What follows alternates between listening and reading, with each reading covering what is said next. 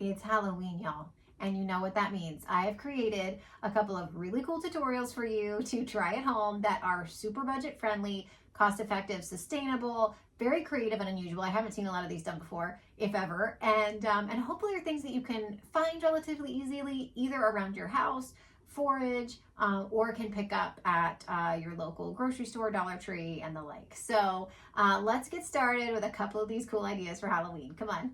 All right, so for this arrangement, I tried to think about the colors that I associate most with Halloween. We have orange and black, a little bit of this purple and green, and then I found these candlesticks at, of all places, the Dollar Tree, but you can also thrift things like this. Find vintage candlestick holders, paint them black, and they will look super cool. I also like the idea of using like vignettes, so like 6 or 9 of these, right, of these sets across a tablescape, and then maybe using, like I said, I have another tutorial on how to use dry ice with them, a little bit of that spooky dry ice looking fog or mist, you know, in between it. So I think this is a really fun idea that hopefully you can incorporate into your next Halloween party. The first thing I want to talk about for mechanics for these things is that when you're thinking about designing and something unusual, like in this case, a candlestick, the biggest thing to think about in advance is just the mechanics, meaning how you're going to get the flowers in that vessel. I think a lot of people struggle to think outside the box maybe with that because they haven't seen it before, but I love thinking about unique ways and vessels to put flowers in. So in this case, we're going to be using a flower frog pin. And it's this little guy. These come in all shapes and sizes. I had them on my Amazon storefront. But it's a little, they're very sharp on the end, and you can actually stick the flowers into this. So I get a little flower putty, also on my Amazon storefront, put it around the base so that it's sticky. And then you're gonna put one of these into each of the candle bases, the candlestick bases, and it's very sticky. And then what we're gonna wanna do is we're going to want to pour a little bit of water in there. Let's see, I think I have, it's the lowest one and the highest one need water because this smallest, or excuse me, the middle one, it looks like this one is all dried flowers, this cutie. So I actually don't need water in this one. These are dried baby's breath that I just painted that purple color. And then these are really cool black, they call them like bunny tails, also dried.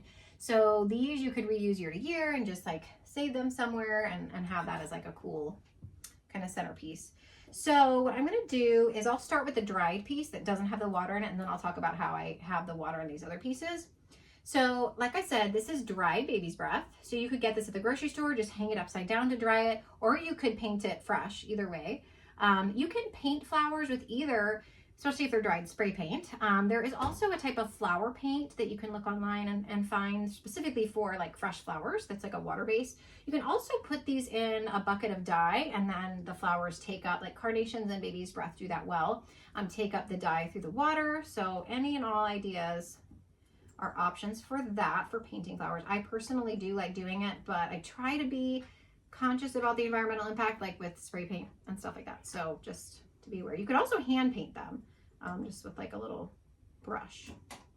So I'm just sticking these into the flower frog pin, and be careful because those pin part, that pin part is sharp. They're called that for a reason. So I'm just sticking those into that, coming back around with these super cute bunny tails. And these came black. They came in like a black matte color, and you can get those online. And so this one's super fun and funky, I think, just like so unusual. I love it. The next one we're gonna do is this taller one here. I'll put this up front. So I filled this with water. I have the flower frog pin in there.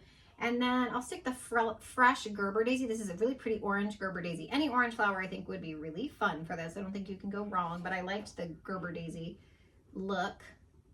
I'm gonna just kind of put the shorter stem maybe out in front here. And then I liked the idea of this longer faux pampas grass that's orange kind of coming out from the center. I really like that. And these are on our Amazon storefront, this faux pampas grass, because it comes in a variety of colors. You can use this for so many things. I love it. So that's that one. I love how also this does not have to take a lot of time. Like, get your supplies, make it real quick, get ready for your party. It's like amazing. Now this one, I have, like I said, I have a little bit of water in this one. I have that pin frog in there. Okay. This is Bells of Ireland, and it's a really unusual looking funky flower. And I would say, like, if you're preparing for like a Halloween party, I think this type of flower is perfect because it looks kind of just like it maybe might be in a haunted house or something. So if you're looking for unique flowers, you know, stop into your local Trader Joe's or grocery store. See what kind of like unusual flowers they have in this color scheme. And I think, again, the sky's the limit. It does not have to be these specific flowers, but these were ones that I thought were cool, and I happen to have these on hand. So what I did for this is I actually cut these into 2 pieces, also to just kind of make it look like it's funky and growing out. So basically had, let's see, this like a little side piece here, and then I kind of had this other little wispy wonky one going all kinds of ways. And so then in my mind, the way you could kind of have it, I like these going maybe opposite directions. Oh yeah, that's awesome. You could honestly have this like be like a whole vignette of like funkiness, you know. Like on a tablescape. I just think this is like so fun, so funky. And like I said, you could have, just make sure, like this one, look here, make sure when you're putting these into your pin frog that you are sticking those bad boys in so they stay. But I could totally envision this being like a really cool tablescape that you have like your food, or you have, again, you have your dry ice maybe in little vessels all around it. And this is just a really simple but unique, I think, way to style flowers with hopefully something, again, you either have or could find relatively easily, thrifted or otherwise, and just in this general color scheme. So look out for that other Halloween tutorial we're gonna have here shortly with the dry ice. And I hope you'll have a great Halloween, and look out for more holiday arranging in the next few weeks. See you at the next tutorial.